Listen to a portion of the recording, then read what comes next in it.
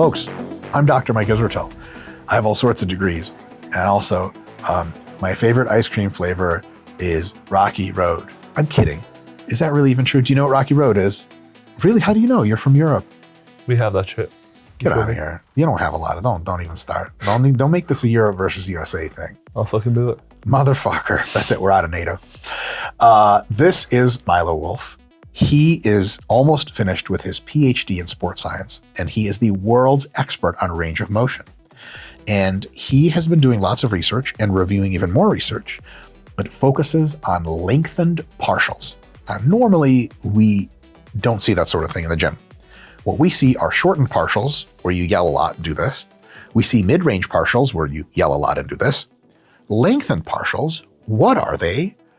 Why would we want to be interested in doing them? And then lastly, how would we do them? Just the first one first, so that I can make my bullshit jokes and make this video terrible. What are lengthened partials specifically? How would you define them as a scientist? And how would you define them in practical terms? Sure. As a scientist, lengthened partials are partial repetitions, so partial range of motion, being performed at longer average muscle lengths than a full range of motion. So in practical contexts, using the curl as an example, because everyone does them. If you don't do them, you don't even lift. You know, it is what Absolutely it is. Agreed. A full range of motion curl takes you from full extension of the elbow to full flexion of the elbow. The average muscle length being trained for the biceps may be somewhere representative like here, about 90 degrees, right? If you were to do shortened partials, that would be the top half, for example, where your biceps are being trained at shorter average muscle lengths or shortened partials. If you were to do the bottom half, that would be lengthened partials, because the biceps are on average being trained at longer muscle lengths than they would be throughout a full range of motion. So the average muscle length being trained might be somewhere around like here. Got it. So lengthened partials are the bottom X fraction of a lift. Lengthened partial technically could be the bottom 80%, more commonly the bottom half, and sometimes the bottom third in some of these studies? Yep. Okay. So generally within these studies, what's being used is about 1/3 to 2/3 of full range of motion. So as a rule of thumb, if you're looking to apply the research findings that we have on lengthened partials to your own training, likely a good place to start is around 1/3 to 2/3 of a full rep. Excellent. And okay, so that's what lengthened partials are, and you can do them technically on any exercise. Why would we be interested in doing them? There is now a sort of mounting body of evidence across different areas suggesting that lower muscle length training is superior to hypertrophy compared to shorter muscle length training.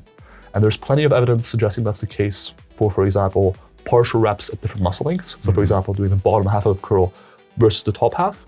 And there's some evidence now suggesting that it's at least as effective or potentially more effective than a full range of motion even. And there's what, like a several percent difference in growth outcomes? It's not a huge difference. I'd say between 3 and 8% or thereabouts. Totally. But like, look, Rick, it's a free 3 to 8%. Motherfucker, you go to the gym 5 days a week half an anyway. inch, you feel me? Yeah. Down there. Down somewhere. Anyways. How would you recommend people get into experimenting with lengthened partials? For a lengthened partial, you probably want about 1/3 to 2/3 of your full range of motion. So about half. Correct, yes, on average. But because there's a range, we can use that wiggle room to find something that is standardizable for you. For a lot of machines, around 1/3 to 2/3 of the range of motion, you'll have a certain landmark you can sort of row it into. So that every rep, you get the same range of motion. It's very consistent. Week to week, your performance is very predictable and reliable, and it's great. Same with pushing exercises, same with isolation exercises.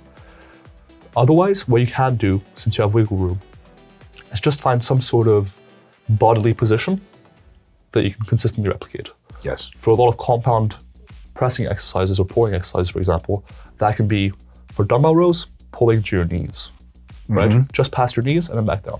Same for RDLs if you wanted to do them RDLs. For pressing, it can be an elbow angle of about 90 degrees. Yes. At the top of the Or for shoulder pressing, press to just to your forehead and then back exactly, down to just your above chest. your head, for example. That can work really well. And so you can find certain features or certain landmarks or certain positions that are pretty consistently repeatable.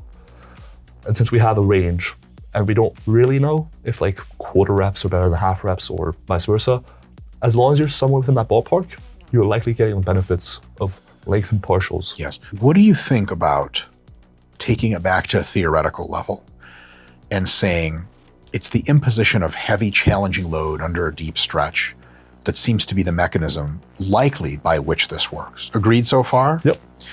Then maybe it's worth doing two other things thing one is to control your eccentric at the bottom third. So if you're coming down from a bench, from here to here, you're like, whatever, get down. As soon as it starts to get lower, you really take some time, so the time spent generating tension is higher as a fraction of the total set. Decent idea? Absolutely decent.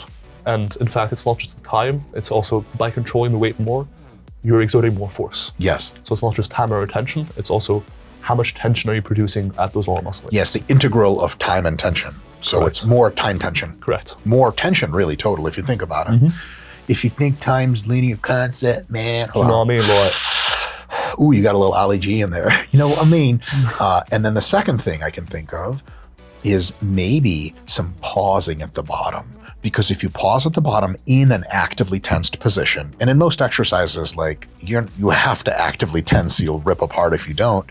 Maybe like at the bottom of a leg press, coming down slow, getting to the bottom where you feel your quads being fucking pulled apart, and down there you go 1, 2, 3, and then press out. Maybe that's another fun idea to try. for sure. And the third thing I'd add, potentially, is an explosive concentric at the very start of the rep. Right? Let's say you're at long muscle lengths. You're at the very bottom of your leg press, your quads are stretched. Being explosive out of that starting position is inherently requiring higher active tension requirements or force production requirements from your quads at long muscle lengths. Do you think that's dangerous? Not inherently. Okay. I think if you're used to it, and again, gradual exposure is a huge thing with any sort of injury risk or pain. Ultimately, if it consistently hurts you, don't do it. Right. But if it's a position you're used to, and you can gradually get used to being explosive out of the bottom position, it is likely going to add to your hypertrophy stimulus. So in a bench press, maybe if you're really strong and you're using crazy weights, don't pulse out of the bottom, but maybe get some fucking oomph into it. And then when you get to the top, you're like, Exactly. and then resist, slow, pause, Yep. oomph, kind got of it. let it die out. That's what I tell her as well. Yes. There's money for the Uber on your way out. Don't untie me. Don't speak to me. Don't look at me. I'm done. I love you. And that's been Milo and I pretending to have a dominatrix hooker in our domicile. And by pretending, I mean recalling. See you guys next time.